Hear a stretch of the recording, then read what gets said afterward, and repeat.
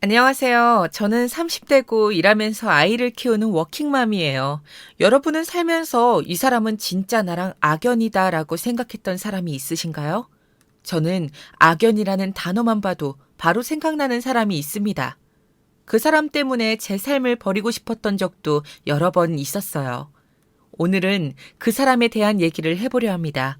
사실 떠올리고 싶지도 않은 기억이지만 이제는 훌훌 털어버리고 싶은 마음이 더 크네요. 오늘은 여러분들이 제 대나무 숲이 돼주세요. 저는 어렸을 때부터 손재주가 좋았습니다. 뭐든 보면 종이로 접고 그림도 잘 그렸죠. 주변 어른들은 다 아빠 손재주를 닮아 그런 거라고 하시더라고요. 아빠도 어려서부터 손재주가 참 좋아서 어려운 기계도 잘 고치시고 못 만드는 게 없으셨대요. 집안이 가난해서 용접공이 되셨지만 그것마저 너무 잘하셔서 상도 많이 받으시고 대기업에 스카우트 돼서 해외에서 오랜 시간 근무하셨어요. 외국에 우리나라 회사들이 진출해서 만든 유명한 큰 건물이나 다리 같은 것들 중에 아빠가 일하시고 만드신 게 많아요. 남들한테 드러내서 자랑은 하지 않지만 제겐 늘 자랑스러운 아빠랍니다. 하지만 아빠 없이 오랜 세월 떨어져 사니까 자주 전화통화도 하고 카톡도 하지만 가족의 빈자리에 마음이 허하더라고요. 게다가 아빠가 물려주신 그 손재주 때문에 그렇게 미움을 사고 괴롭힘을 당할 줄은 정말 몰랐습니다. 순수 미술을 전공하고 싶었지만 아시다시피 미술은 돈이 너무 많이 들잖아요. 멀리 계시는 아버지가 풍족하게 돈을 보내주셨지만 더 부담을 드리긴 힘들어서 미술과 관련된 컴퓨터 디자인 학과를 갔고 알아주는 회사의 디자이너로 들어갔습니다. 경험 삼아 출품했던 디자인들이 상을 받아서 좋은 회사에 들어갈 수 있었어요. 하지만 일한 지 3년쯤 되니 마음이 점점 더 허무하고 번아웃이 오더라고요. 그러다 옆에서 절 계속 챙겨주던 제 사수랑 그만 눈이 맞아 버렸어요. 참 따뜻하고 자상한 사람이어서 이 사람과 결혼하면 참 행복하겠다는 생각에 주저없이 결혼을 진행했습니다. 아니, 세상에 평온하기만 했던 제 일상이 무너지는 것 같더라고요. 절대 다시는 마주치고 싶지 않았던 그 얼굴을 상견례 자리에서 보게 됐어요. 믿어지지가 않더라고요. 남자친구 여동생이라고 소개받은 그 자리에는 고등학교 시절 저를 그렇게나 괴롭히던 그 아이, 현주가 앉아 있었습니다. 저절로 고개가 수그러지고 손이 덜덜 떨렸습니다. 남자친구는 제가 상견례 자리라 긴장해서 그런 줄 알고 계속 밝은 분위기로 바꾸려고 했지만 제 표정은 굳어서 풀리지가 않았어요. 시어머니 되시는 분은 제가 많이 긴장한 것 같다며 부드럽게 웃어주셨어요. 그 미소는 너무나도 따뜻하고 인자해 보이셨어요. 아, 다행이다. 웃는 얼굴이 참 고우시네 했는데 그 순간 현주가 자기 엄마한테 귓속말을 하더라고요. 인자하게 웃던 표정이 묘하게 일그러진 건 저만의 착각일까요? 엄마는 내가 어릴 때 병으로 돌아가셨고 이모 집에 고1까지 같이 살다가 제가 고등학교 2학년 때 지방으로 내려가시는 바람에 그때부터 혼자 자취를 했습니다. 혼자가 익숙하지만 늘 외로움에 마음이 허했죠. 그래서 주변 친구들한테 사랑받고 싶은 마음에 이것저것 액세서리를 만들어서 선물로 주기도 하고 그려달라고 하는 그림들을 그려주고 용돈도 조금씩 벌고 그랬어요. 그런데 그게 소문이 나면서 미술반 애보다 그림을 더 잘 그린다느니 배우지 않아도 미대 입시하는 애보다 훨씬 잘 그린다며 소문이 났어요. 심지어 그런 말을 제가 하고 다녔다는 말까지 돌았죠. 하필 그게 우리 반 깡패 현주의 심기를 건드리게 될지는 꿈에도 몰랐어요. 그렇지 않아도 현주는 부족한 실력으로 미대 입시를 준비하느라 스트레스가 머리 끝까지 올라가 있었는데 전 그냥 끄적거린 그림인데 아이들이나 선생님까지 감탄하니까 눈이 돌아버린 거였어요. 미술 시간에 그린 풍경화가 선생님 마음에 꼭 든다셔서 드렸는데 선생님께서 저 몰래 그걸 대회에 출품하셨더라고요. 제가 상까지 받게 되면서 현주는 결국 뒤집어졌어요. 현주도 그 대회에 그림을 출품했는데 아무런 상을 받지 못했기 때문이었어요. 심지어 돈까지 많이 주고 대필해서까지 출품했다고 들었는데 그게 너무 수치스러웠나 봐요. 그때부터 알 수 없는 괴롭힘이 시작됐어요. 왜 알 수 없는 괴롭힘이냐면 현주가 직접 저를 괴롭히는 게 아니라 주변 사람들을 통해서 괴롭혔거든요. 급식실에서 밥 받고 가는 제 다리를 걸게 하거나 입시 준비로 만드는 포트폴리오를 몰래 몇 장씩 찢어버리거나 제가 가지고 있는 물감이나 붓을 잠시 쓰고 돌려주겠다고 하고는 돌려주지 않았어요. 제가 별 대응을 하지 않으니까 사물함에 상한 우유를 부어놓고 제 교복에 커피를 부었어요. 점점 더 대담해지더니 가방을 뒤져 아빠가 선물로 보내주신 물건들을 마음대로 가져가 버리기도 했어요. 아직도 잊어버릴 수 없는 가장 큰 괴롭힘은 구타였습니다. 하지만 현주는 절대 자기 손으로는 저를 때리거나 하지 않았어요. 야간 자율학습 시간에 선생님이 없는 틈을 타 아이들에게 얼음땡을 하자고 하더라고요. 이 나이에 지금 이 상황에 얼음땡이 무슨 말이람 하면서 공부하고 있었는데 움직이다 걸리면 한 대씩 때리자며 애들을 겁박하더군요. 학교 일진 여자친구라고 소문이 나서 그런지 애들은 울며 겨자 먹기로 게임에 참여했습니다. 장난으로 약하게 때리기 없게 하더니 저를 지목하면서 움직였다고 하더라고요. 나 안 움직였어. 봤어. 근데 너 숨 쉬던데? 야, 뭐해? 다들 때려! 애들이 우르르 몰려와서 어쩔 수 없이 등이나 살짝 때리고 가려고 하니까 현주가 저를 확 바닥으로 밀쳤습니다. 야, 뭐해? 밟아! 근데 참 주위 손가락이 참 예쁘네. 아이들이 점점 저한테 다가왔고 저는 너무 공포스러워서 몸을 떨었어요. 심지어 현주는 제 눈앞에서 커터칼을 일부러 드르륵거렸어요. 살면서 비릿하게 웃는다는 말을 책에서만 봤었는데 정말 그 악마같이 웃는 얼굴을 아직도 잊을 수가 없어요. 제가 몸이 피곤하거나 스트레스를 많이 받으면 꼭 악몽을 꾸는데 늘 저 상황에 괴로워하는 꿈이었어요. 다행히 감독하던 선생님이 발견하셔서 몸을 더 다치거나 하진 않았지만 저는 그날 조퇴하고 집으로 돌아갔어요. 야간 자율학습 자체가 공포여서 선생님께도 빠지겠다고 말씀드렸고요. 뭔가 이상함을 느낀 선생님이 아예 야자를 우등반 아이들만 있는 팀에 넣어주셨어요. 저희는 그때 드림팀이라고 불렀었네요. 현주는 저를 더 재수없어 했지만 더 이상 현주의 괴롭힘은 닥지 않는 곳이어서 마음 편하게 공부했어요. 고3 생활이 정말 우울하고 괴로웠지만 간신히 참고 참아 대학교에 진학했습니다. 현주는 결국 인서울대학 진학에 실패해서 지방에 이름 없는 대학을 갔다고 들었어요. 다신 마주치는 일이 없겠구나 하고 정말 좋아했는데 이제 저 애와 가족이 되어야 한다니요. 상견례 자리에서 현주는 저를 위아래로 훑어봤어요. 씩 웃더니 어머, 너 내가 아는 주희 맞지? 수술이라도 한 줄 알았다. 전혀 못 알아봤어. 세상에, 그동안 많이 세련되고 예뻐졌네? 머리 끝에서부터 발끝까지, 와, 다 명품이네. 이거 다 얼마짜리야? 야, 이거 예상 밖인데? 오빠, 얘 내 고등학교 친구야. 그것도 같은 반. 진짜 신기한 인연이다, 그지? 둘이 고등학교 때 친했어? 그럼, 우리 많이 친했어. 게임도 같이 하고 말이야. 재밌는 추억들이 얼마나 많은데. 안 그래, 주희야? 내가 그년만 아니었어도 주희 너랑 같은 학교를 가는 거였는데 그년 때문에 스트레스가 여간 심했어야지. 나만 수능 망치고 그년은 학교도 잘 갔다더라. 좋은 날에 뭔 또 그런 얘기를 해. 그런 얘긴 나중에 하자. 너네 둘이 친했다니까 난 너무 신기하다. 왠지 우리 집엔 고부 갈등, 시누이 문제 이런 거 없을 것 같아. 기분이 정말 좋다. 아버님도 오늘 같이 오셨으면 정말 좋았을 텐데. 그지 자기야?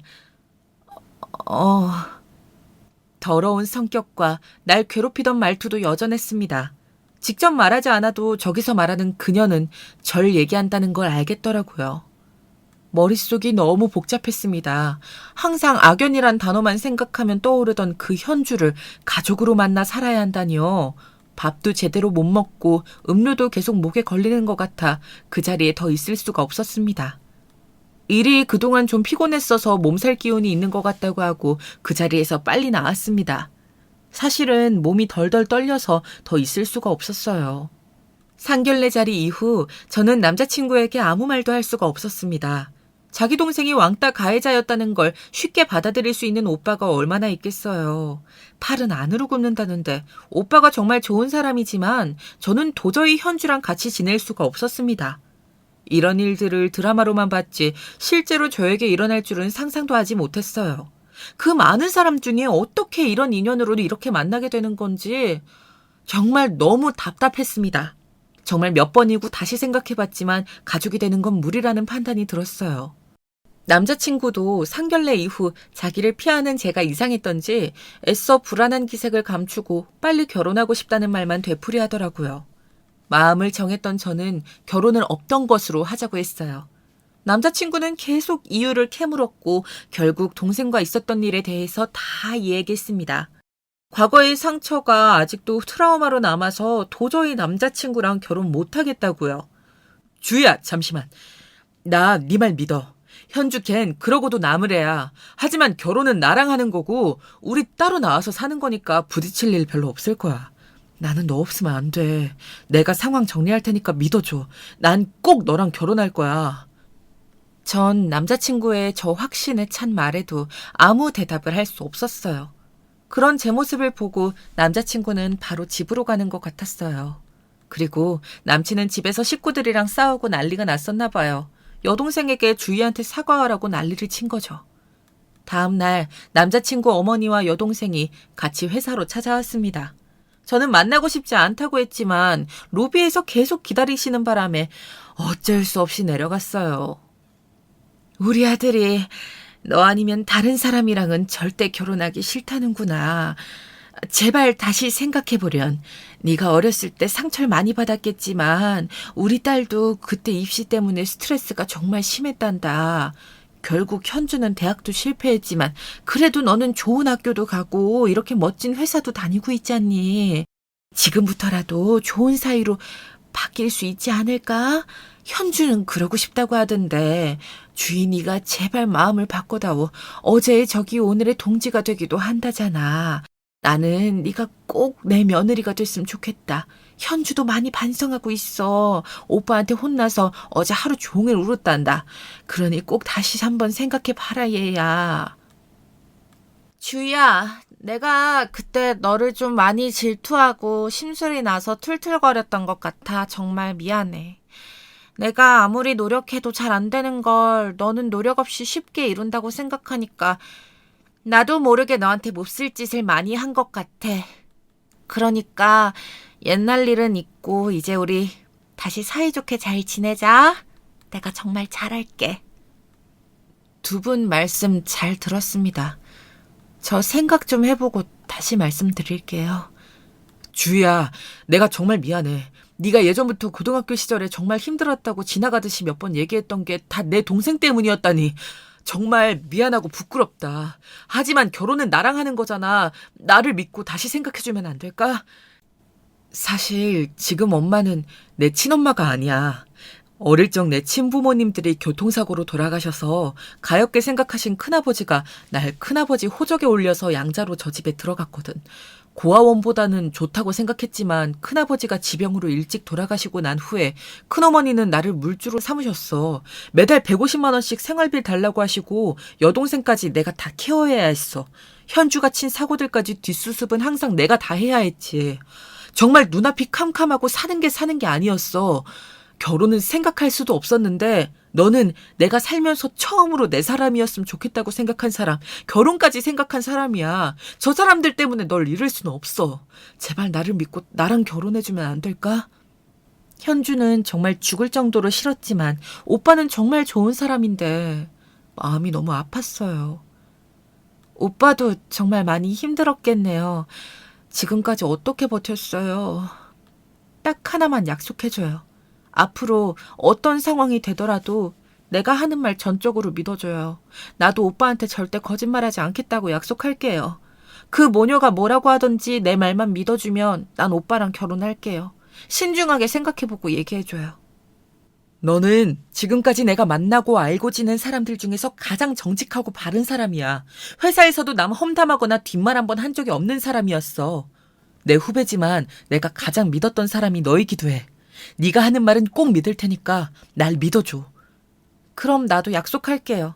오빠를 늘 믿을게요. 하지만 오빠가 내 말을 믿어주지 않으면 나 바로 이혼할 거예요. 신뢰가 없는 부부관계는 유지할 필요가 없으니까요. 알겠어. 널 꼭 영원히 아끼고 사랑할게. 날 믿어줘서 고마워. 결국 그렇게 결혼은 진행됐습니다. 급하게 진행되는 결혼식을 참석하려고 부랴부랴 아버지가 사우디에서 귀국하셨어요. 아빠는 나이가 많으셨지만 현장에서 계속 일을 하셔서 다부진 몸에 구릿빛 피부로 오셨는데 시누이가 뒤에서 크크거리며 웃는 소리가 들렸어요. 시골에서 농사짓다 온 거야 뭐야? 촌스러 진짜. 저는 애써 무시하고 아빠 품에 안겼어요. 눈물부터 나더라고요. 아이고, 우리 딸 아직 애네. 결혼식에 안 늦으려고 진짜 급하게 날라왔는데 정말 다행이다, 이 서방. 우리 딸 잘 부탁하네. 난 지금까지 우리 딸 하나만 보고 살았어. 나한테 정말 귀한 딸이네. 내 생각해서 사고 한번 안 치고 정말 착실하고 열심히 살아온 우리 딸 꼭 끝까지 아껴주게 하고 남편의 손을 꼭 쥐고 신신당부를 하셨어요. 굳은 살이 박힌 아버지의 두터운 손을 잡고 입장하는데 정말 만감이 교차하더라고요. 나를 위해서 그 먼 나라까지 가셔서 돈을 버시고 고생만 하셨는데 이제 이렇게 계속 옆에서 아빠랑 살고 싶다는 생각이 들었습니다. 아빠, 이제 한국 들어와서 살면 안 돼? 나 이제 결혼하는데 아이 낳고 할 때 아빠가 있었으면 좋겠어. 나 그동안 진짜 많이 외로웠어, 아빠. 그렇지 않아도 슬슬 일하던 거 후배들 물려주고 한국으로 들어올 생각이었어. 가서 정리도 좀 하고 돌아올게. 나도 이제 한국 음식도 그립고 사람도 그렇고 손자 손녀도 봐야지. 아빠 노릇은 잘 못해도 할아버지 노릇은 잘할 테니까. 알았지? 그렇게 많은 사람의 축복을 받으면서 결혼식을 잘 치렀습니다. 하지만 신혼여행을 갔다 오자마자 역시나 현주는 본색을 드러내기 시작했습니다. 이 망할 시누이는 제가 가지고 있는 모든 걸 다 탐내고 일을 다니는 것도 시기 질투를 하더군요. 말도 안 되는 괴롭힘들이 다시 시작됐습니다. 저희가 없는 틈에 저희 집에 들어가려고 도어락을 마음대로 누르다가 이웃 주민 신고로 경비 아저씨한테 걸리기 일쑤였어요. 그래도 비번은 절대 알려주지 않았습니다. 그리고 한 번은 저랑 남편이 다니는 회사에 한 자리 마련해달라고 하더군요. 그 나이 먹도록 백수로 있는 건 자기 탓인데 왜 우리를 괴롭히는지. 요즘 그런 학연 지연이 통하는 시대도 아닌데 끊임없이 욕을 하더라고요. 남편도 저도 신우의 연락을 피했더니 심지어 회사 사무실까지 찾아와서 괴롭히기 시작했습니다. 이런 시누이를 회사에 취업시켜줬다가는 회사에서도 괴롭힘을 당할 게 뻔한데 전 절대 들어줄 마음이 없었죠. 회사까지 찾아와서 난리치는 걸 보다 못한 팀장님이 전 그러면 포트폴리오라도 가져와 보라고 하셨어요. 실력이 되면 알바로라도 써주시겠다고요. 시누이 실력을 전 잘 알고 있었기 때문에 차라리 잘 됐다 생각했어요. 세상에, 그런데 이 여우 같은 게 저보고 포트폴리오를 만들라고 하지 않겠어요? 꼭 이런 부탁할 땐 시어머니를 대동해서 오더라고요. 새언니, 나 이번에 꼭 제대로 된 회사에 취업하고 싶어. 좀 도와줘. 너 그림 잘 그리잖아. 나 업무에 집안일까지 하느라 너무 바빠. 좀 힘들 것 같다. 예, 아가. 네 실력에 고작 그림 몇 장 그리는 거 일도 아니잖니. 백수 아가씨 불쌍하지도 않아? 좀 그려주련. 죄송합니다, 어머니. 저랑 남편 업무량이 많아서 집에선 좀 쉬어야 해요. 그리고 자기 실력으로 해야지 대필이라뇨. 이건 좀 아닌 것 같아요. 제가 정말 시간적, 정신적 여유가 없어서요. 지금 이렇게 신랑이 할 시간에 몇 장 그려주면 되겠구나. 빨리 그려다오. 정말 죄송합니다. 이건 정말 좀 아닌 것 같아요. 그리고 예전에 학교 다닐 때도 누가 대신 그려준 그림으로 대회 나가서 떨어지지 않았나요? 그때 한번 경험했으면 이제 스스로 실력을 키울 때가 아닐까요? 그 실력으로 우리 회사에 취업한다고 해도 금방 실력이 들통나서 더 괴로울 거예요. 포트폴리오는 둘째 치고서라도 기본적으로 디자인 프로그램이라도 다룰 줄 알아야 하는데 저 자격증은 있어? 야, 이게 어디서 잘난 척이야? 너 남편 동생한테 이렇게 대하는 며느리가 세상에 있다고 생각하냐? 일이라 하면서 배우면 되는 거지.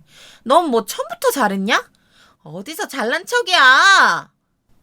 예, 너야말로 네 아가씨는 과거는 있고 어떻게든 잘해보려고 너한테 자존심 굽히고 이렇게까지 부탁하는데 넌 정말 너무하는구나. 그러니 얘가 옛날에 널 보고 독한 년이라고 그렇게 욕을 했던 거구나. 아우 정대가리가 없어 정말. 엄마, 그만 좀 하세요. 집까지 찾아오셔서 이러시면 저희 너무 지쳐요. 방금 일하고 온 사람한테 지금 몇 시간째 뭐 하시는 거예요? 이러시면 저 엄마랑 현주 다시는 안 볼 거예요. 돌아가세요. 뭐야? 네 아버지가 저 세상에서 이 광경을 보시면 얼마나 후회하시겠니? 사고로 돌아가신 네 친아버지 대신 너 걷어주신 큰아버지를 저버릴 셈이야? 이런 불효자식 같으니라고? 네가 우리한테 어떻게 이럴 수가 있어? 큰아버지도 이제 그만해도 된다고 하실 것 같은데요. 그 오랜 세월 제가 뒤치다꺼리 한 것만으로도 은혜는 충분히 갚았다고 생각해요. 저 이제 두 분 그만 보고 싶습니다. 나가주세요. 뭐? 나가라고? 내가 왜 나가? 절대 못 나가지. 두 분 다 그만하세요. 제가 그릴게요. 대신 많이 못 그려드려요. 세 장만 그릴 테니 나머진 아가씨가 알아서 해요. 아이씨, 진작 그렸으면 이렇게 시끄러워질 이유 없었잖아. 아씨, 배고파. 아, 빨리 그려. 우리 밥 먹고 올 테니까 3시간 안에 다 그려놔. 이 거지 같은 집구석에 먹을 것도 없네, 씨. 엄마, 우리 밥 먹으러 가자. 아, 나 배고파. 아우, 그래. 뭐 먹을래, 우리 딸? 뭐 먹고 싶어? 여보, 정말 미안해. 내가 정말 면목이 없어. 괜찮아. 여보도 며칠 동안 야근하다가 간신히 집에 왔는데 계속 밥도 못 먹고 힘들지? 우리 맛있는 거 먹으러 가자. 그래, 먹고 힘내자. 근데 그림까지 그리려면 시간이 많이 촉박하지 않아? 걱정 마.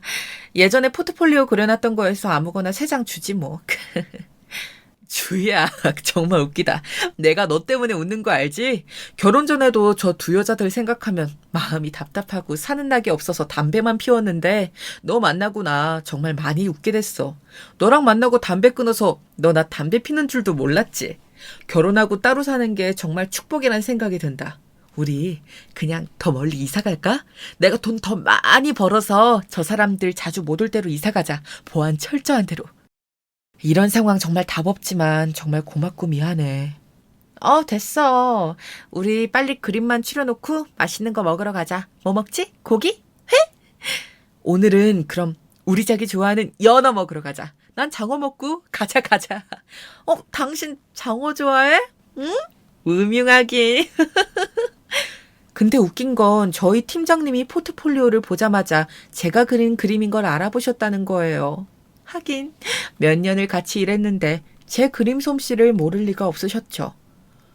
와, 현주 씨, 그림 솜씨가 대단한데요. 아니, 어쩜 이렇게 주희 씨랑 그림체나 느낌이 똑같지? 아무리 가족이라지만 신기하네. 현주 씨, 이 사과 그림 포트폴리오에 그린 대로 내 앞에서 똑같이 그려봐요. 네? 똑같이 지금 그리라고요? 아, 제가 도구를 안 들고 와서요. 그건 걱정 마요. 그림 도구야 뭐 여기 널리고 널렸는데. 자, 이 정도면 그릴 수 있을 거예요. 빨리 그려봐요. 똑같이만 그리면 내가 바로 입사시켜 줄게요. 신우이는 내 그림이랑 비슷하게 그리려고 용을 썼지만 역시나 실력은 금방 뽀록났어요. 그림 실력이 참 답이 없네요. 디자인은 프로그램을 써서 하겠지만 기본적인 감각이나 능력은 있어야 해서 그림을 그려보라고 한 건데 그림 전공자 맞아요? 아무것도 준비 안 된 사람에게 줄 자리는 없어요. 앞으로 괜히 오빠랑 새언니 일하는데 괴롭히지 말고 분수에 맞게 사세요. 생각 같아선 더 심한 말로 혼내고 싶은데 아끼는 직원 동생이라 참습니다. 2번 다시 볼 일 없었으면 좋겠네요. 돌아가세요. 뭐? 분수를 알라고요? 아씨, 쪽팔려, 씨. 주희 인연 두고 봐라. 내가 후회하게 만들어주지. 팀장님은 저런 소리를 다 들리게 하는 거에 놀라셨대요. 그냥 인연 끊는 거 어떠냐고 하셨는데 너무 사는 게 피곤해서 그냥 힘없이 웃기만 했네요. 근데 그냥 웃기만 하지 말고 실컷 욕을 해줄 걸 그랬나 봐요. 집에 남편과 웃으면서 돌아온 저는 눈앞에 펼쳐진 집안 광경에 할 말을 잃었습니다. 세상에, 자기가 취업 못한 분풀이를 왜 저한테 하는 걸까요? 다시 고3 때로 돌아온 것 같은 충격에 저는 한참을 아무 말도 못했습니다. 아빠가 제 결혼 선물로 사주신 명품 가방과 원피스, 구두들이 없어졌더라고요. 그동안 외국에 일하시면서 비즈니스 차 알게 되신 인맥들이 많은데 딸이 있다고 하니 선물들을 많이 주셨대요. 아빠는 빠짐없이 저한테 보내주셨는데 그 수가 상당했습니다. 누가 보면 제가 부잣집 딸인 줄 알았을 거예요. 몇 번씩 우리 집에 드나들면서 저 몰래 이리저리 들춰보고 침을 흘리는 걸 알고 있었어요. 몇 개씩 몰래 가져가는 걸 봤지만 다시 갖다 놓은 걸 봤기에 크게 문제는 삼지 않았습니다.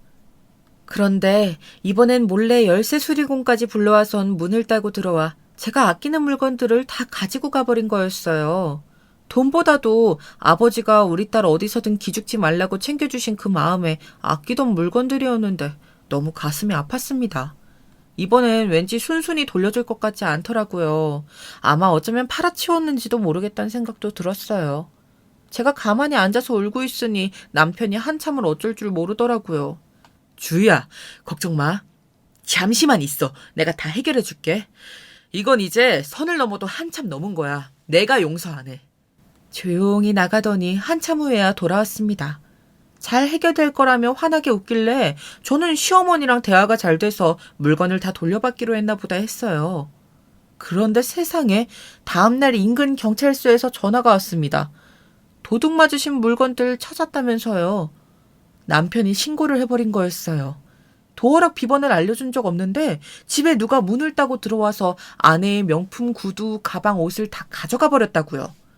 그래도 말로 타이르지 신고하면 어떡하냐고 하니까 남편이 뭐라는 줄 아세요?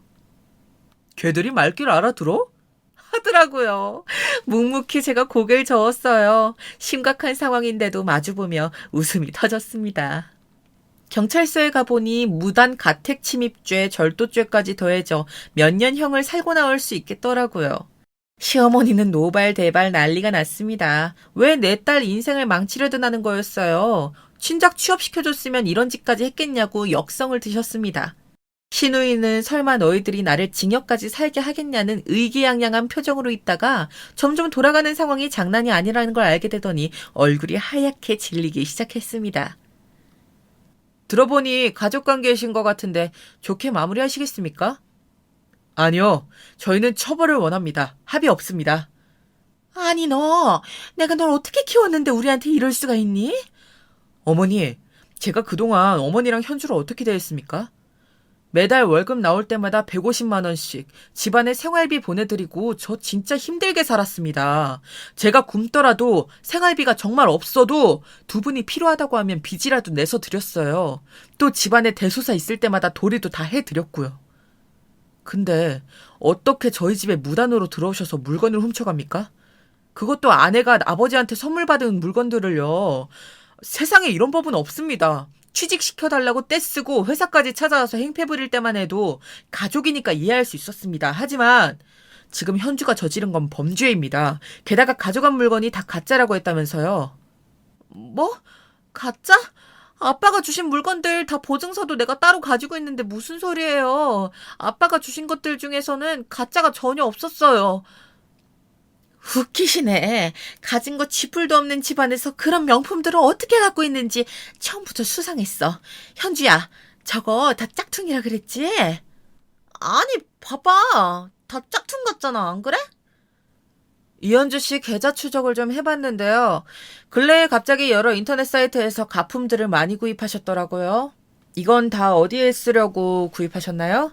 그리고 집안에 몰래 가방 14개, 구두 20켤레, 원피스 12벌, 목걸이 3개, 귀걸이 8개, 반지 3개를 따로 챙겨두셨던데 이거 본인 거 맞습니까? 김주희 씨가 잃어버린 품목과 정확하게 일치하는데요. 당근으로 5개 정도 거래를 시도한 정황도 포착이 됐습니다. 맞죠? 아, 몰라요. 난 그런 적이 없어요. 아니, 오빠. 꼭 이렇게까지 해야겠어? 아무리 여자한테 정신이 팔려도 그렇지 너무하지 않아? 아, 다 장난이잖아, 오빠. 너는 장난으로 도둑질도 하니? 너는 정신 좀 차려봐야 돼. 저 가품들로 주위 물건들이 다 가짜였다고 속이고 뒤에서 팔아먹으려고 했던 거 누가 모를까봐? 남의 눈에 눈물 나면 네 눈물엔 티피 눈물 나게 돼 있는 거야. 고등학교 때부터 그렇게 괴롭혔다더니 약속은 다 어기고 사람을 왜 이렇게 괴롭히는 거야 정말. 난 너 봐줄 마음 없어. 콩밥 먹고 나와. 어차피 당장 할 일도 없으니까 교도소 가서 정신 좀 차려. 거기 들어가면 기술도 알려준다고 들었어. 얘, 하나밖에 없는 여동생 범죄자 만들면 안 되잖아. 내 얼굴 봐서라도 용서해다오. 얘, 세아가 네 한 편 좀 말려봐라. 오빠, 내가 잘못했어. 잘못했다고. 한 번만 봐줘. 한 번만. 이리저리 고성이 오가는데 갑자기 머리가 핑 돌았어요. 아, 왜 이렇게 어지럽지? 하다가 정신을 차려보니 응급실이더라고요. 자기야, 정신이 들어? 의사 선생님이 자기 그동안 정말 힘들었을 거라는데 왜 말을 안 했어? 몸은 괜찮아? 나 완전 괜찮아. 뭔가 푹 자고 일어난 느낌인데? 그동안 일하느라 신경 쓰고 집안일에 신경 쓴다고 뭐 좀 피곤했나 봐. 나 죽을 병이래? 여보, 우리 엄마 아빠 된대. 자기 임신 벌써 6주 차래. 아무것도 몰랐어? 정말? 나 아무것도 몰랐어. 어쩐지 안 먹던 것들도 갑자기 맛있고 엄청 졸리더라. 세상에 내가 엄마라니 진짜 믿어지지가 않는다. 근데 현준 어떻게 됐어? 감방에 쳐넣어달라 그랬어. 어허, 서방님아. 우리 동글이 다 듣는다. 그냥 풀어줘. 대신 우리 집엔 이제 절대 오지 말라고 하고 어머님도 마찬가지고 나 그 사람들 때문에 스트레스 안 받고 싶어. 그래도 되겠어? 그렇게 널 괴롭혔는데. 네가 하라는 대로 할게. 나도 이제 그 사람들 안 보고 싶어. 애도 생겼으니까 그동안 지원해주던 것도 다 끊을 거야. 그냥 우리 애기만 보고 잘 키우고 살자. 사랑해 자기, 사랑해 동글아. 근데 왜 동글이야? 당신 닮았을 거니까. 뭐? 나만 닮나? 경찰서에 시어머니와 시누이가 같이 철창 안에 있는데 참 보기가 민망하더라고요. 시어머니는 저와 남편 얼굴을 보자마자 제발 꺼내달라고 사정사정 하더라고요. 다시는 너희 집 물건 허락 없이 가져가거나 하지 않겠다고요. 동네 소문날까 두려우니 제발 좀 꺼내달라셨는데 현주는 아직 정신을 못 차린 것 같았습니다. 이번이야 마지막입니다. 이렇게 풀어드리는 건요.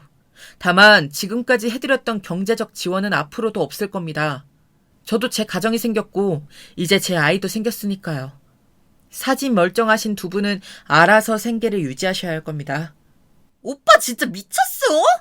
여자 때문에 머리가 확 돌아버린 거 아니야? 오빠가 나랑 엄마한테 어떻게 이래? 갑자기 일을 하라니 무슨 일을 하냐고. 나 절대 못해. 너네 집에 쳐들어가서 그럼 같이 살 거야. 책임져. 계속 그러면 접근금지 명령 신청할 거야. 너도 그 나이가 됐으면 몸이 아픈 것도 아닌데 네 손으로 돈 벌어서 살아가야 하지 않을까? 네 엄마는 네가 부양해 이제. 나는 앞으로 내 가족 돌보기에 바쁠 테니까. 그리고 다시 우리 집에 찾아오면 그땐 징역 살게 될 줄 알아. 나한테 경제적 지원을 받아야겠다고 한다면 지금 징역 살러 들어가는 수밖에 없을 거야. 징역 살긴 싫었나 봐요. 두 삐죽거리던 입이 조용해지더라고요. 3개월쯤 됐을 때 몸이 많이 힘들어서 회사에 휴직계를 냈어요. 회사에서 인정받는 저였기에 다들 아쉬워했지만 아기를 힘들게 하고 싶지 않았고 제가 준비된 상태로 맞이하고 싶어서 휴직을 결정했습니다. 집에서 아빠랑 영통도 자주 하고 좋았는데 또 가만히 쉬고 있으니까 또 손이 근질근질 하더라고요. 아기 베넷저고리도 만들고 명기저기가 좋다고 해서 기저귀만 한 200개 만든 것 같아요. 남편은 쉬라고 휴직계 쓰게 했더니 기저귀 공장을 차렸다며 웃더군요. 제발 쉬라고 했는데 한동안 조용하던 이 몹쓸 인간들이 또 찾아오기 시작했어요. 네 남편이 생활비를 보태주지 않아서 상황이 몹시 힘들게 됐다. 사는 게 힘들다. 눈앞이 캄캄하다. 뭐 그런 내용들이었습니다. 직접 만나진 않고 인터폰으로만 얘기했는데 자꾸 찾아와서 저렇게 얘기하니까 옆집에도 방해가 되는 것 같아 피신을 좀 가기로 했습니다. 남편이 또 많이 걱정할 거 알아서 가죽공예를 배우러 다닌다고만 했어요. 사촌 오빠가 잡생각이 날 때는 손을 열심히 움직이는 게 최고라고 추천해 주더라고요. 제가 또 한 손재주 하다 보니 카드 지갑, 장지갑 만드는 것에서 시작해서 가방, 남편 차 키링 등 별의별 걸 다 만들기 시작했어요. 거기서 수다도 떨고 만들다 힘들면 휴식도 좀 취하고 하니 스트레스도 안 받고 너무 좋았습니다. 한 달쯤 배웠을까요? 남편이 퇴근하고 올 시간이 되어 밥 준비하려고 집에 돌아가는 길에 전화 한 통을 받았어요. 얼마 전 또 소란 피웠던 인근 경찰서였어요. 시어머니가 또 오셔서 상간녀, 상간남 잡아달라고 떼쓰고 계시니 이리로 좀 와보셔야 할 것 같다더군요. 갑자기 낯선 상황에 어안이 벙벙한 표정으로 경찰서에 갔더니 세상에 남편, 시어머니, 시누이까지 다 있더라고요. 그래, 이제 왔네. 저 여우 같은 게 착한 우리 아들을 꼬셔가지고 우리 사이를 다 이간질 시키고 게다가 임신한 몸으로 바람까지 피우고 있다니까요, 글쎄. 저런 건 그냥 콩밥 좀 먹어야 돼요. 너도 사람들 다 보는 앞에서 망신 좀 당해봐라, 어디. 경찰 양반, 증거도 여기 다 있으니까 저것도 유치장에 쳐넣어버려요, 빨리. 아니, 이제 모함까지 하시나 봐요? 우리 주변에 얼씬 말라고 경고했을 텐데요. 어쩌다 또 이런 짓까지 하시는 거예요? 뭐? 이런 짓? 그건 우리가 하고 싶은 말이야. 착한 우리 오빠 꼬셔서 우리랑 이간질 시킨 나쁜 년아. 게다가 바람을 피워? 네가 더 발뺌할 수 있을 것 같아? 오빠, 이것 봐. 이 여자가 가죽 공방 다닌다면서 남자랑 이렇게 놀아나고 있었다고. 세상에, 사진에는 제가 공방 소파에서 누워서 쉬고 있는 모습, 어떤 남자와 웃으면서 대화하는 모습, 제가 손을 다쳐 남자가 밴드를 발라주는 모습, 제가 더워하니까 그 남자가 부채질 해주는 모습, 과일 먹여주는 모습까지 다양하게 찍혀 있었어요. 와, 조용하다 했더니 이제 파파라치까지 하고 계셨어요? 어디 탐정 취업이라도 했니 너는? 그 부지런함으로 취업을 하면 정말 빨리 승진할 텐데. 참네. 여보, 나 믿지? 나 아니야. 임신한 몸으로 무슨 바람을 피우겠어. 당신한텐 심심해서 공방 간다고만 말했는데 며칠 동안 저 여자들이 계속 집으로 찾아왔었어. 당신이 돈 안 보내니까 너무 힘들다고 계속 찾아오고 괴롭히더라고. 이웃집에 너무 민폐라서 그것도 피할 겸 공방 나갔던 거야. 공방 사장님은 내가 임산부니까 잘해주신 게 다야. 뭐? 웃기고 자빠졌네. 우리 아들, 너 지금 속고 있는 거야. 우리 착한 아들한테 어쩌다 저런 여우 같은 게 붙어가지고 너 임신한 거 우리 애들의 아니지? 말해봐. 사진 속에 저 남자 자식 아니야? 임신하자마자 남편 몰래 다른 남자랑 저런 짓거리를 하고 있었다니 정말 어이가 없네. 경찰 양반, 이런 불결한 여자가 남편을 속이고 다른 가족 사이를 이간질하고 사기까지 치고 다니는데 이런 사람이 감옥 가야 하는 거 아니겠어요? 좀 가둬놔요. 아니, 아주머니 진정 좀 하세요. 상황이 뭐 어떻게 된 거야, 이거. 여보, 나 자기 믿고 싶은데 이런 사진들이 있으니까 나도 좀 혼란스러워. 이 남자는 뭔데 이렇게 당신한테 다정하게 이러는 거야? 아우, 걱정하지 마. 자기 걱정한 일 한 번도 한 적 없어. 내가 증명할게. 증명 같은 소리 안 해. 거짓말쟁이 말 믿지 마, 오빠. 나 진짜 나 부끄러워서 이렇게까지 안 하려고 했는데 정말. 아, 나 전화 좀 할게. 아, 진영 오빠. 잠시만 좀 와줄 수 있어? 전에 말했던 그 시어머니랑 시누이 때문에 문제가 좀 생겼어. 여기 어디냐면 30분쯤 신랑인 후에 도착한 우리 공방 선생님이 경찰서를 아주 뒤집어 놓으셨어요. 주희야, 무슨 일이야? 오빠, 시어머니랑 시누이가 오빠랑 나랑 불륜하는 사이래. 상간남 데려오라고 난리라서 어쩔 수 없이 지금 불렀어. 미안해. 미친 거 아니야? 임산부인 너한테 어떻게 그런 누명을 씌워? 누구십니까? 저 주희 이종사촌 오빠입니다. 저희 어렸을 때부터 한 집에서 살았어요. 제가 한동안 시골에서 살았고 잠시 외국 유학 나가 있는 사이에 주희가 결혼해서 가족들끼리 인사할 시간이 없었네요. 애가 계속 답답해하고 집에 있기 싫다고 하길래 가족 공예 한번 해보라고 했는데 이게 말이나 됩니까? 저게 무슨 시어머니랑 시누이예요, 제부. 당장 인연 끊어요, 정말. 아, 나는 주희가 말을 과장되게 하나 싶었는데 정말 인간 말종들이네요. 사촌 오빠는 어렸을 때부터 같이 자라면서 나랑 찍었던 사진들을 남편한테 보여줬어요. 긴장했던 남편 얼굴이 그제야 편해지더라고요. 의기양양하던 시어머니랑 시누이는 얼굴이 울그락불그락 난리도 아니었어요. 이쯤 상황 정리하시죠. 저번부터 봤는데 시어머니랑 시누이가 정말 너무하시네요. 이건 뭐 명예훼손으로 고소하셔도 될 것 같습니다. 뭐 정말 한두 번도 아니고. 이제 제발 여기 오지 마세요. 우리가 다 오빠 생각하는 마음이 많아서 그렇지 뭐. 외도 아니면 그만 아닌가? 안 그래? 이제 곧 엄마 생일인데 엄마 돈 없어서 갖고 있던 가방이니 뭐니 다 팔았어. 우리 진짜 이제 거지야, 오빠. 오빠가 어떻게 우릴 버려? 어? 결국 다 돈 때문인 거네. 이제 당연히 호구 잡던 너네 오빠가 돈 안 준다니까 나 몰래 따라다니면서 사진까지 찍고 상간녀라고 그렇게 소리 지르고 난리친 거야? 나도 이제 내 아이를 생각해서 그냥 참고만 있지 않을 거야. 한 번만 더 찾아오고 돈 요구하면 지금까지 있었던 죄명들 다 몰아서 고소할 거니까 알아서들 하세요. 오빠, 나 너무 피곤해. 그냥 집에 가자. 저 사람들 그냥 상대할 가치도 없어. 사촌 오빠는 정말 어이없어 했어요. 남편한테도 그냥 호적 정리하라고 하더군요. 저런 사람들을 가족이라고 생각하고 부양하고 있었던 남편도 너무 불쌍하더라고요. 어쩌면 아빠랑 떨어져서 외롭게 살았던 나보다 남편이 더 외로운 삶을 살아왔던 것 같아서 마음이 안 좋았습니다. 남편을 꼭 안아주었어요. 한참을 껴안고 서로에게 미안해하고 위로해줬답니다. 남편도 저를 믿었지만 너무 다정한 사진을 보고 살짝 마음이 흔들렸대요. 저렇게 사진을 잘 찍는지는 몰랐는데 포토그래퍼라면 성공하겠다 하고 피식 웃었네요. 오빠는 제가 소파에 누워있는 사진을 보니까 자기도 모르게 눈알이 튀어나오는 줄 알았대요. 어디서 해프게 행동하는 모습 한 번도 본 적이 없는데 모르는 남자 앞에서 편하게 누워있다니 정말 심장이 쿵 했다네요. 하여튼 그 사람들 때문에 한참 웃었어요. 아빠가 외국에 계시다 보니까 너무 걱정하실까 싶어 그동안 있었던 일들은 말씀드리지 않았어요. 근데 통화를 하다가 요즘 사부인은 어떻게 지내시냐? 생신이 곧 다가온 것 같아서 내가 우편으로 선물 하나 보냈다. 나이 들면 가방도 좋은 거 들어야 한다고 주변 사람들이 말하더라고. 주변 사람들한테 추천받아서 내가 좋은 걸로 사서 보냈으니 생신 꼭 잘 챙겨드려라. 남편이랑 얘기해서 마지막으로 생일 챙겨드리고 좋게 관계를 마무리하는 걸로 상황을 정리하기로 했습니다. 여러 가지 불미스러운 일들도 많았지만 나중에 태어날 우리 동그리를 생각하니 집안이 너무 콩가루인 것 같아 마음이 안 좋더라고요. 나중에라도 아이가 할머니를 보고 싶어 한다면 한 번씩 만날 수 있을 정도로만 좋게 마무리하고 싶었습니다.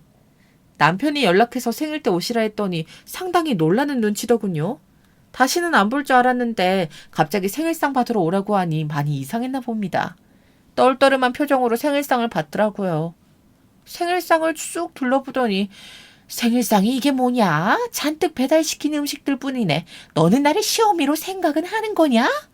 정말 기가 막혔지만 부족하지만 많이 드시라고 얘기했습니다.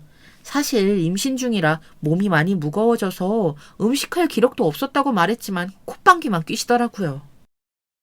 그동안 저희들 사이에 여러 불미스러운 일들이 많았지만 그래도 생신은 제대로 챙겨드리고 싶어서 연락드렸습니다. 예전처럼 자주 교류하는 일은 없겠지만 그래도 한 번은 챙겨드리고 싶었어요. 저희 아버지께서 직접 챙겨드리라고 선물을 보내주셨어요. 이거 받으세요. 앞으로 교류하지 않겠다는 말은 생일상이나 받고 인연 끊자는 얘기 아니냐? 아, 이거나 먹고 떨어져라. 명품백 같은 소리 하네. 어디서 너 같은 짭을 선물이라고 해? 하며 시모가 내 뺨을 걷어올린 순간 세상에 갑자기 친정아빠가 문을 벌컥 열고 오신 거예요. 여러 음식 냄새가 좀 역해서 현관문을 좀 열어뒀었는데 그 틈에 우리들이 하는 얘기도 방금 제가 뺨 맞는 광경까지 다 보게 되신 거죠. 너무 반가운 마음과 서러운 마음에 저도 모르게 눈물이 나더라고요. 사돈! 지금 내 딸한테 뭐하는 짓이요? 남의 집 귀한 딸한테 손찌검이라니. 이제 막 귀국해서 사돈 생신 축하하려고 왔는데 이게 대체 무슨 짓입니까? 아무리 우리 딸애가 잘못한 일이 있다고 해도 임신한 애를 어떻게 뺨을 때릴 수가 있습니까? 정말 상식이란 게 있습니까? 당장 이 집에서 나가. 이 거지 같은 것들 내가 가만두지 않을 테니 각오하고 있는 게 좋을 거다. 나가! 살면서 그토록 화난 아빠의 모습은 이때 처음 봤어요. 항상 웃는 얼굴이셨는데 정말 죄송했습니다. 사촌 오빠가 아빠를 모시고 왔는데 그 사단이 난 걸 보고 얼마 전 경찰서에서 있었던 일과 저 어렸을 때 괴롭힘 당한 일까지 조목조목 다 알려드렸어요. 점점 더 일그러지시는 아버지 표정 때문에 제가 다 무서워서 오싹할 정도였어요. 한참 정적이 흐르고 자네, 우리 주희랑 계속 살 건가? 저 사람들이랑 다시 안 봐도 되겠나? 안 봐도 된다면 이제 호적 정리하게. 단호한 말에 남편도 마음을 먹는 것 같았어요. 바로 호적 정정을 신청하러 가더군요. 그리고 아빠랑 사촌 오빠가 갑자기 비장한 표정으로 나가셨는데 저녁 늦게 돌아오셨어요. 가서 칼부림이라도 하고 오실까 정말 무서웠는데 나갈 때랑 다르게 밝은 표정으로 들어오셔서 안도했네요. 주희야, 너 사필귀정이란 말 아니? 모든 일은 결국 바르게 돌아가게 되어 있다는 거야. 나쁜 짓만 골라 하는 사람은 그 악행으로 망하게 되어 있단다. 그 사람들 뿌린 대로 거둘 거다. 두고 보렴. 내가 굳이 내 손에 피 묻히지 않아도 벌 받을 사람은 벌 받게 되어 있단 거다. 저렇게 말씀하시니까 무슨 일이 일어날지 몰라 더 무섭더라고요. 며칠 후에 저는 휴대폰을 보다가 정말 심하게 놀랐습니다. 세상에, 전 제가 살다가 이렇게 유명해질지 몰랐어요. 현주는 아마 더 모르지 않았을까요? 유명 인터넷 게시판에 저에게 일어났던 모든 일들이 올라와 있더라고요. 제가 학생 때 겪었던 괴롭힘들과 결혼하고 나서 겪었던 모든 괴롭힘들까지요. 경찰서에 경찰만 있는 게 아니더라고요. 거기 대기하고 있던 기자가 저희 이야기에 관심을 가지고 조사까지 하는 바람에 기사도 나고 네티즌 수사대는 저희 시어머니와 시누이 신상을 아주 가루가 될 대로 다 털었습니다. 동네에 소문이 다 퍼져서 외출만 하면 사람들이 욕하고 수군거리고 난리도 아니었대요. 댓글창에는 우리 학교 동창들이 속속들이 증언을 해주기 시작했고 현주한테 갈취당했던 순진한 남자들은 그녀의 너무 아름다운 인성과 문란한 사생활까지 세세하게 인터넷에 알려줬어요. 동네 어딜 가더라도 사진이 찍히고 이 사람들이라며 인터넷 게시판에 인별그램에 올라오니 자기들도 많이 괴로웠겠죠. 욕하는 사람들이랑 시비도 붙고 말싸움도 하고 다니기 일쑤에 주변 상인들도 물건이든 음식이든 안 판다고 나가라고 하는 일도 많아졌다고 하더라고요. 결국 살던 집도 급하게 내놓고 다른 동네로 도망갔다고 하는 말도 있고 더 멀리 시골로 갔다는 말도 있습니다. 하긴 저희도 더 알아보고 싶진 않았어요. 이런저런 일이 많았지만 저는 다행히 많은 사람들의 축복 속에 눈이 동그란 예쁜 딸을 낳았어요. 우리 동그리는 남자 복이 많은 건지 태어나자마자 아빠, 사촌 오빠, 남편한테 둘러싸여서 사랑을 넘치게 받으며 무럭무럭 자라고 있습니다. 아빠는 어렸을 때 내 얼굴이랑 정말 닮았다고 하시면서 정말 좋아하세요. 육아도 3명이 돌아가면서 도와주셔서 친정엄마가 없어도 전혀 힘들지 않게 잘 지내고 있습니다. 남편도 제대로 된 가정이 생겨서 정말 행복하다고 해요. 혹시나 호적 정리하면서 마음 아프지 않았을까 내심 걱정했는데 살면서 지금까지 같은 편안함과 행복을 느껴본 게 처음이라 너무 좋다고 하더라고요.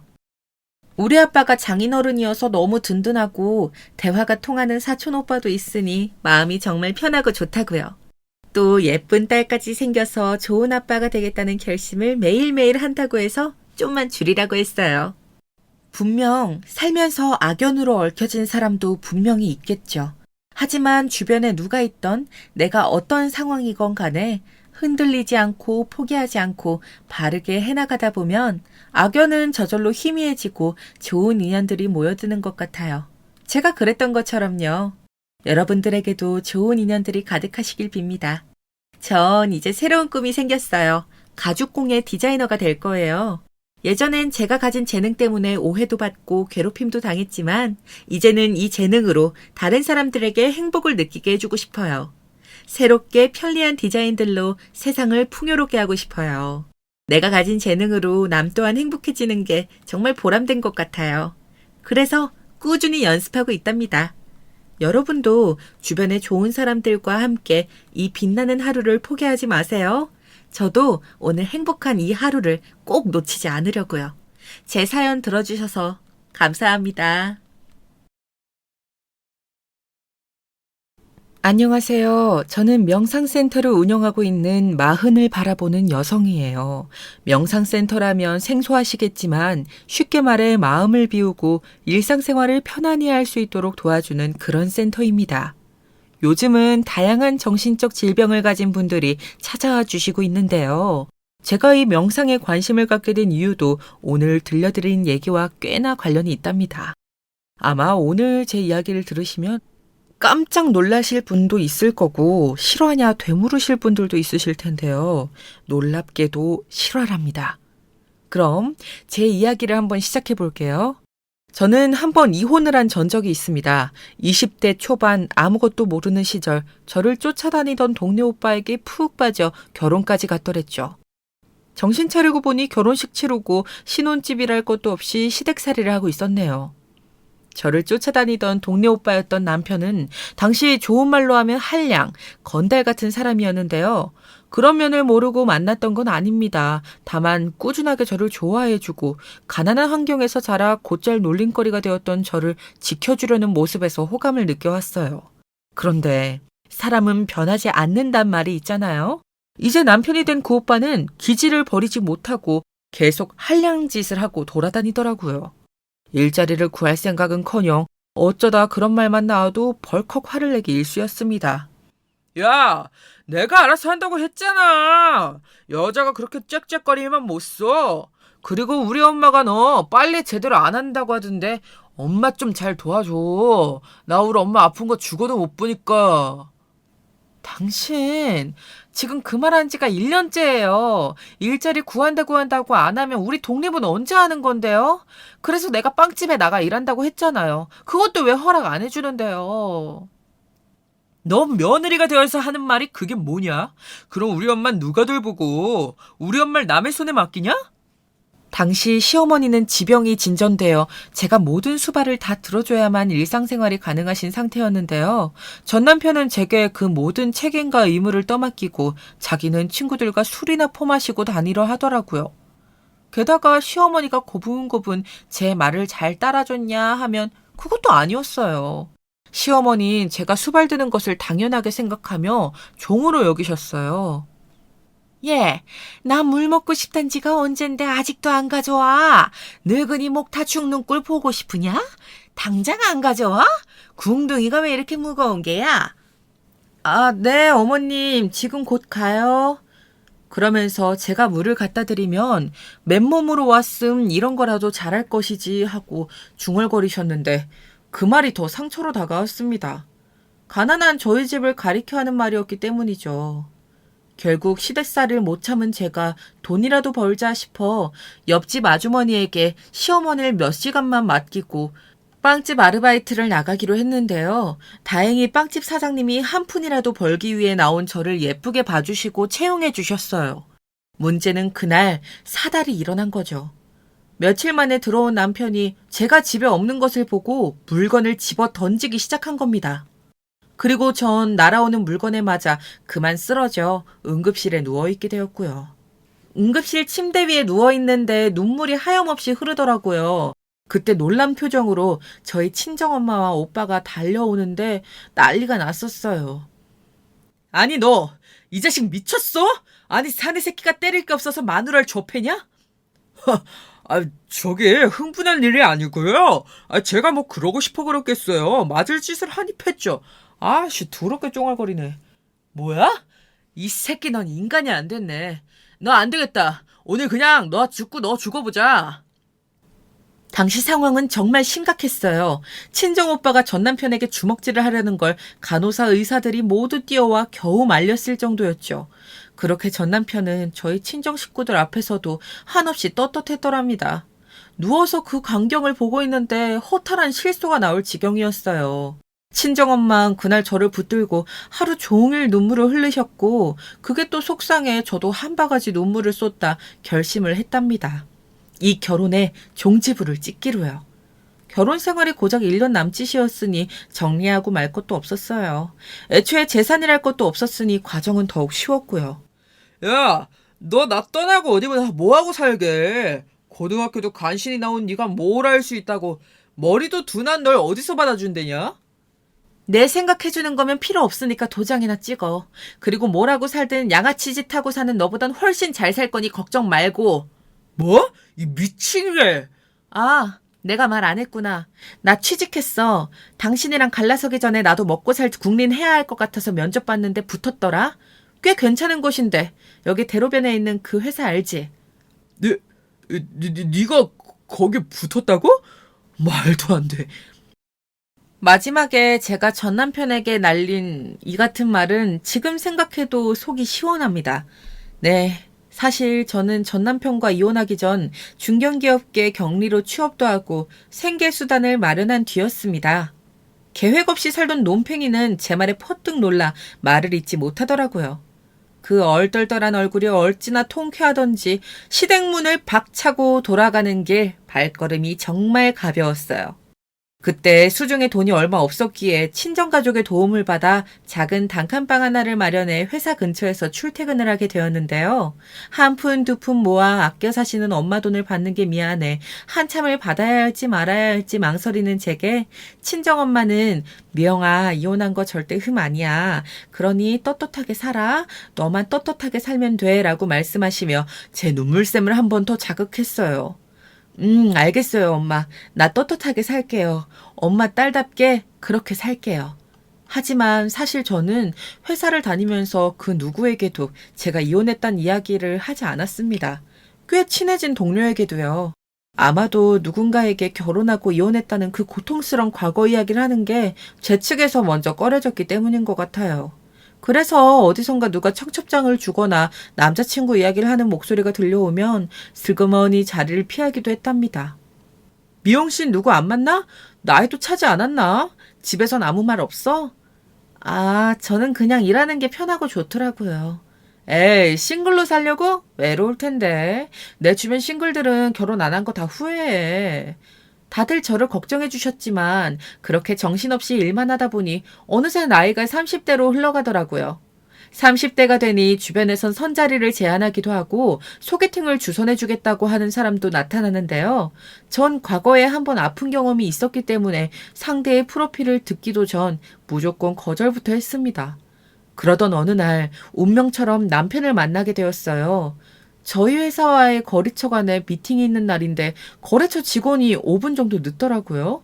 그날은 비가 많이 오는 날이었기에 교통정체가 있나 보다 생각하고 느긋하게 커피 한 잔을 먼저 내려 마시고 있었어요. 그런데 그때 헐레벌떡 비 맞은 남자가 회의실 안으로 들어왔고 전 놀라 자리에서 벌떡 일어나게 되었어요. 너무 죄송합니다. 정말 죄송합니다. 준비한 서류들이 비에 젖을까봐 우산을 찾으러 다녔는데 근처 파는 곳이 없더라고요. 많이 기다리셨죠? 아니에요. 겨우 5분인걸요.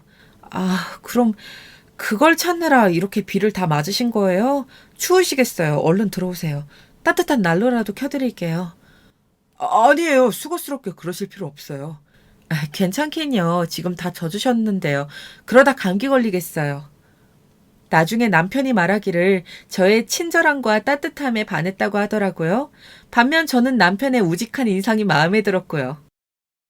그때부터 저희는 종종 만나며 사적인 이야기들을 주고받게 되었고, 그게 좋은 감정으로 이어지게 되었습니다. 남편은 첫인상 그대로 성실하고 책임감 있는 사람이었어요.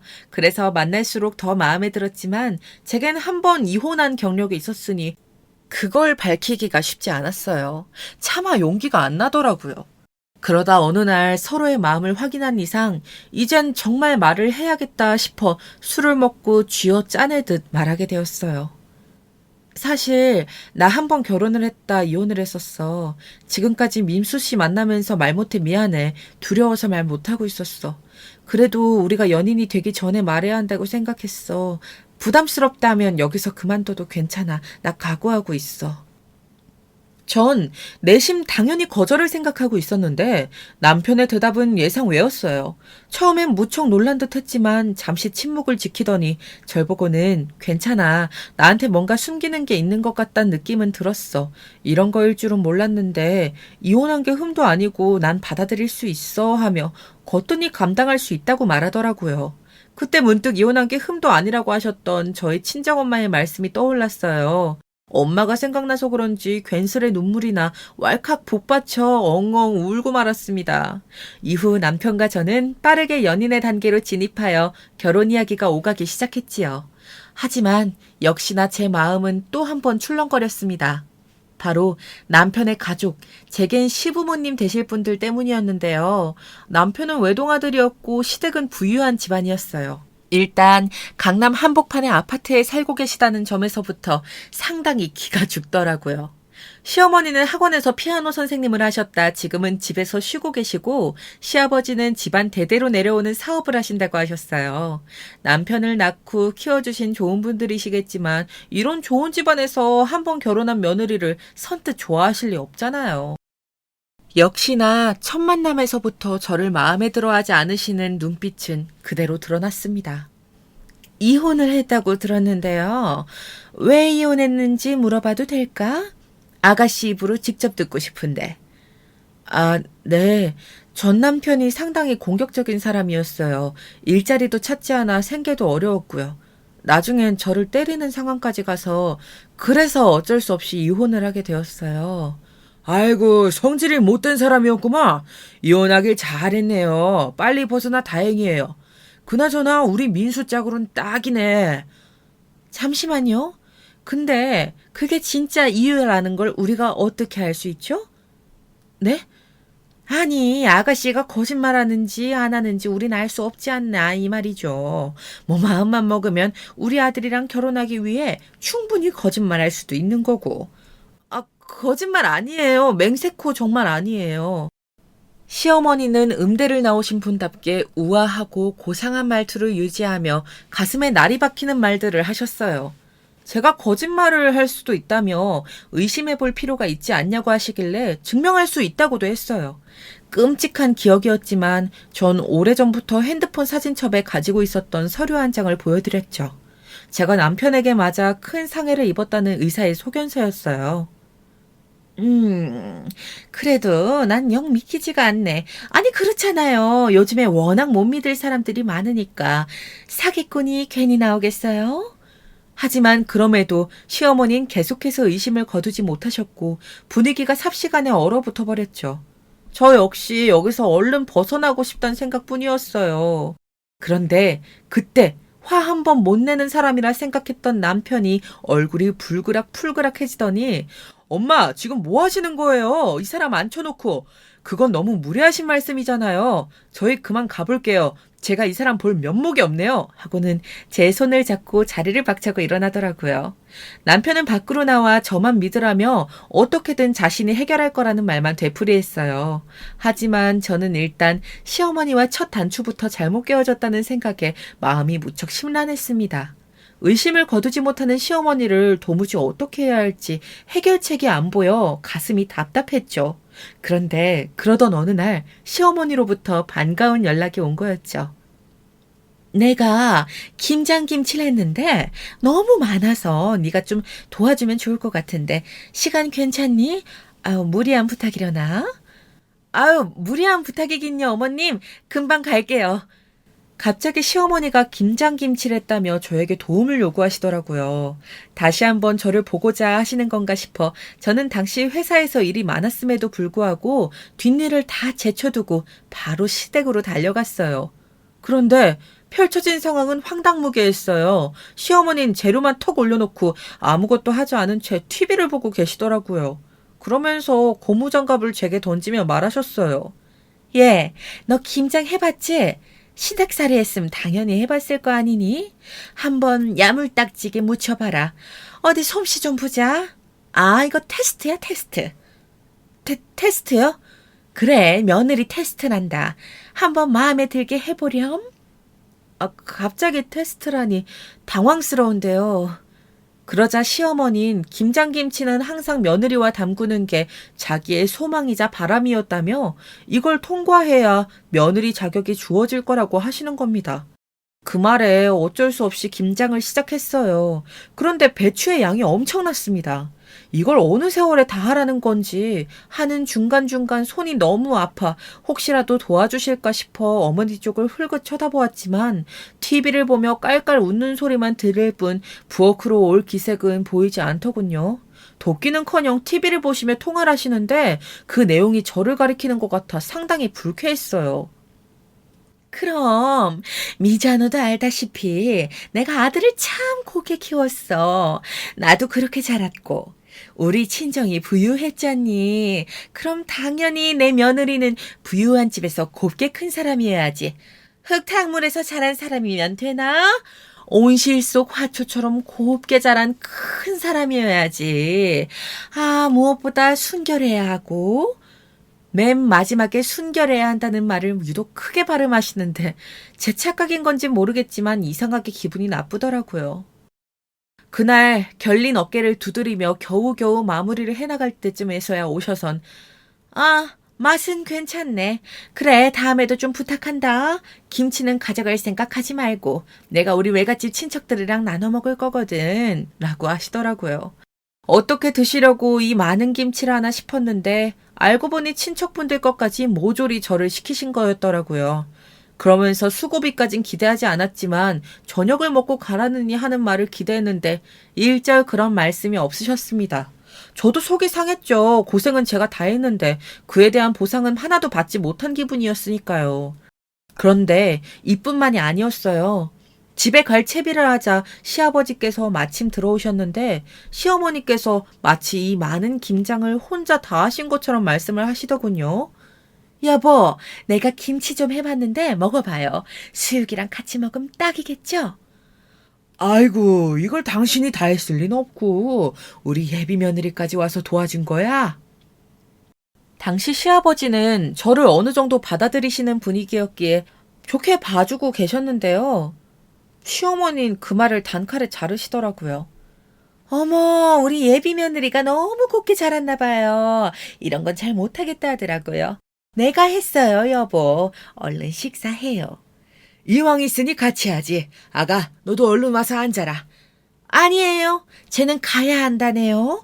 친구랑 약속이 있어서 바쁘다나 봐요. 내가 거절을 당했다니까요. 실로 어처구니 없는 장면이 눈앞에 스쳐 지나가는데 차마 시아버지 앞이라 항변도 못했어요. 시아버지께서 뭔가 이상한 분위기를 감지하시고 저를 그냥 보내는 게 미안하셨던지 다음번에 꼭 식사 자리를 하자고 말씀하시는데 나오자마자 화가 울컥 솟더라고요.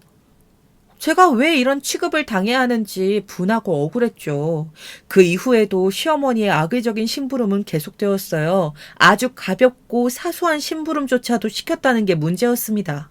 시어머니께서 먹는 비타민 약을 사오라는 심부름부터 커피가 마시고 싶으니 꼭 스타벅스에 가서 사오라는 심부름까지 시켜대며 돈 한 푼 주지 않으시더군요. 말로는 고맙다고 받으시지만 어느 날은 스타벅스 커피가 아니란 이유로 넌 내가 아무 커피나 돈 주고 사 먹을 사람으로 보이니? 하고 화를 내셨어요. 너무 당황스럽더라고요. 이 모든 것이 마치 우리 아들과 엮이지 말란 말을 행동으로 보여주고 계신 듯 했어요. 그러던 어느 날은 저도 이제는 못 참겠다 싶어 심부름을 부탁하는 문자가 왔을 때 심부름거리는 들지 않고 시어머니 댁으로 달려갔어요. 이번엔 바카스를 사달라는 심부름이었는데 도착하자마자 제가 빈손이라는 것에 시어머니 상당히 불쾌하시더군요. 왜 빈손이니? 네가 먹으면서 오기라도 한 거야? 아님 붕어머리라 중간에 까먹기라도 했니? 어머님, 심부름 시키시는 건 좋은데 이렇게 막무가내로 부탁하시면 곤란해요. 어머, 내가 뭘 어쨌다고 그러는 거니? 너 사람 참 이상하게 만드는데 뭐 있구나. 한번 결혼해봤으면 애가 융통성은 있을 줄 알았더니 그것도 없니? 시어머니는 저의 결혼 전적을 들먹이며 비꼬더라고요. 그러면서 네가 좋아서 한 일을 가지고 생색을 낸다고 하더라고요. 물론 저도 시어머니에게 잘 보이기 위해 결혼하고 싶은 마음에 자초한 일은 맞지만 이런 식으로 악용하는 건 잘못된 일이잖아요. 저는 시어머니께서 그걸 악용한다는 점을 꼬집어 말씀드렸어요. 이런 식의 취급을 당하는 건 제 입장에서도 억울하고 너무 힘들다는 말씀도 덧붙여서요. 그런데 이어지는 시어머니의 말엔 비웃음이 한껏 걸려 있었습니다. 아니, 내 아들하고 결혼하려면 이 정도 수발은 들어야 하지 않겠어? 이 정도도 생각 못한 거니? 아, 그럼 우리 입장에서 굉장히 곤란한데. 넌 테스트 불합격이다. 네? 수발이요? 아, 어머님, 지금 무슨 조선시대인가요? 전 수발 같은 거 들 생각 없는데요. 제가 왜 어머님 수발까지 들어야 하는 거죠? 한 번 결혼했던 이유로 그렇게 해야 한다면 죄송하지만 전 어머님이 찾는 며느리가 아닌 것 같네요. 저는 그 이상 아무 대꾸도 하지 않고 돌아섰습니다. 더 대꾸할 가치도 못 느꼈어요. 이미 한 번의 결혼 생활에서 시댁살이라면 질릴 만큼 겪어봤고 그런 상황이라면 지긋지긋했습니다. 허나 돌아오면서 마음속 아물지 않았던 상처가 도드라진 느낌이 들며 가슴이 욱신거리더라고요. 그 후부턴 시어머니도 제게 심부름을 시키지 않았고 저도 어떤 문자도 드리지 않았습니다. 남편과의 만남도 자동적으로 뜸해졌는데 남편은 제 심정에 무슨 변화라도 있는지 걱정하고 초조해하는 눈치였어요. 언젠가는 다 말해야겠지만 그땐 당신 어머니가 이런 일을 시켜서 그렇다는 말을 구구절절 하고 싶지 않아 그저 만남을 자제하고 있었어요. 그러던 어느 날 갑자기 남편에게서 이상한 문자가 오더라고요. 어젯밤 제게 누구를 만났냐는 문자였어요. 저는 어젯밤 일이 피곤해 곧바로 집에 들어가 책을 좀 읽다 잠들었는데 그걸 그대로 말했더니 남편이 의아해 하더라고요. 그러면서 덧붙인 사진이 정말 충격 그 자체였습니다. 저와 굉장히 비슷한 외모의 여자가 다른 남자와 술집에 나란히 앉아 팔짱을 끼고 있는 사진이었어요. 특히 제 헤어스타일이 그랬어요. 옆모습만 나왔기에 더 저라고 착각할 수 있는 사진이었는데 보자마자 감이 오더라고요. 저는 곧장 남편이 있는 시댁 앞으로 갔고 거기서 이 사진을 누가 보냈는지 물었습니다. 남편은 자기도 모르겠다며 갑자기 모르는 번호로 이런 문자가 왔는데 놀라 제게 먼저 물은 거라고 하더라고요. 내가 그럴 사람 아니라는 거 알잖아. 그럼 도대체 누가 보낸 건데? 나 지금 너무 무서워. 저는 점점 더 흥분되어 목소리가 커져갔어요. 그런데 저희의 목소리가 커지자 시부모님께서 무슨 일이라며 시댁 앞으로까지 나오셨더라고요. 네, 그럴 줄 알았다. 제가 남자를 좀 만나게 생겼잖아. 내가 딱 알아봤다니까. 한번 갔다 온 사람들은 이래서 안 돼. 누굴 만났는지 어떻게 몸을 굴렸는지 알 길이 없잖니? 그런데 그 순간 전 소름이 끼쳤어요. 시어머니의 목소리가 겹쳐 들어오는데 이 일이 어떻게 꾸며진 일인지 깨달았습니다. 아, 내가 덫에 걸려들었구나 하는 생각이 번뜩 들어 전 남편을 끌고 조용한 곳으로 갔어요. 잘 들어. 이건 당신 엄마가 한 짓이야. 분명해. 나도 이런 말 하고 싶지 않지만 이 상황에서 어머님이 아니면 누구겠어. 나도 이런 말 하고 싶지 않지만 내 촉이 맞아. 지금껏 내가 어머님한테 얼마나 많이 끌려다녔는지 알아? 아니야, 설마. 우리 엄마가 설마 그런 짓을 했겠어. 저도 시어머니가 될 사람을 그렇게 여기고 싶진 않았지만 지금 상황에서 이런 일을 꾸며낼 사람은 딱 한 명뿐이었어요. 하지만 남편은 도통 믿으려 하질 않았어요. 인정하고 싶지 않은 느낌이었달까요? 되려 저를 설득시키는데 더 미칠 노릇이었지요. 분명 시어머니가 한 짓인데 너무 억울했습니다. 그리고 문득 이럴 때 친정엄마 생각이 참 많이 났어요. 엄마한테 말할까? 말해서 털어버릴까? 그런데 제 말을 듣고 더 가슴 아파할 엄마를 떠올리면 입을 뗄 수 없더라고요. 하지만 곧 대망의 날이 다가왔어요. 회사에서 업무가 끝날 시간쯤에 시어머니로부터 문자가 왔어요. 근처 커피숍에서 보자는 문자였어요. 시간보다 일찍 가 앉아 있었는데 약속 시간보다 1시간 30분 늦은 시어머니가 느긋하게 저쪽부터 걸어오시더라고요. 그리고는 턱하니 탁자 위에 뭘 올려놓으셨어요. 전 드라마 같은 그 장면이 제게 일어날 거라곤 단 한 번도 상상치 않았기에 보고도 믿을 수가 없었답니다. 이게 뭔가요? 뭐긴 뭐야. 눈치가 없어도 더럽게 없는 것 같아서 그냥 돈으로 준비했다. 내가 네 얼굴 봐서 험한 말은 안 할게. 돈 액수는 세어봐도 돼. 근데 네 수준에 이 정도 돈이면 충분할 거다. 보아하니 지금 다니는 회사에서 별다른 직책도 아니고 혼자 먹고 살 돈만 근근히 벌고 있는 것 같은데 그 돈이면 해외여행도 다녀올 수 있다. 그러니 내숭 떨지 말고 받아라. 아, 그리고 한마디 더 하자면 상품도 새 상품이 좋잖아? 나는 사람도 그렇다고 봐. 우리 아들 짝으로 헌 상품 드리는 거 우리 집안의 수치야. 내가 말을 따로 안 했지만 난 내내 화초처럼 자란 사람이다. 내 아들도 그렇게 키웠고. 그런 내 아들에게 더러운 흙먼지 묻히는 거 싫다. 붕어 대가리라도 내 말 알아들었지? 순간 머릿속이 백지장처럼 새하얘졌습니다. 시어머니는 자신이 산 가방을 들어 보이며 이것도 새 상품이니 아껴 들고 다니는 거라고 사람 마음이 물건에도 반영된다며 주제와 분수를 알아야 할 사람이라고 덧붙이셨죠. 지금 생각하면 왜 그 말을 그대로 듣고 있었는지 후회가 된답니다. 정말 가당치도 않는 말이었는데 말이죠. 주제를 알라고요? 어머님, 제가 한번 이혼했다는 게 그렇게 잘못된 일인가요? 그리고 어머님은 뭐가 그렇게 떳떳하신데요? 이상한 사진이나 보내시는 그런 더러운 일까지 하시고요. 헉, 뭐라고? 어딜 감히 한번 이혼한 년이 내 아들 넘본 것도 분해 죽겠는데 이 미친 게 지금 누굴 몰아가? 그리고 내가 보냈으면 네가 뭘 어쩔 건데. 너같이 어디 한번 굴렀다 온 더러운 것이. 그때 시어머니는 다시금 고상함을 유지하고 있던 가면 속 진짜 얼굴을 드러냈습니다. 소리를 버럭 지르며 돈 봉투에 있는 돈을 탈탈 털더니 제 얼굴로 집어 던진 것이었어요.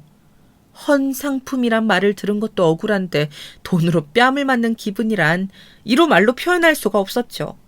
그런데 제가 그때 선택한 건 가만히 당하고 있는 게 아니었어요. 저는 어머니께 민수 씨와의 진심을 다해 만나고 있고 어머니가 말리셔도 계속 만나야겠다 말했습니다. 어디서 그런 용기가 나왔는진 모르겠지만 반오기로 그런 말을 주절거렸던 것 같아요. 그리고 시어머니는 그런 제 행동에 더 화가 나 이번엔 물잔을 들어 얼굴에 뿌리려 들었어요.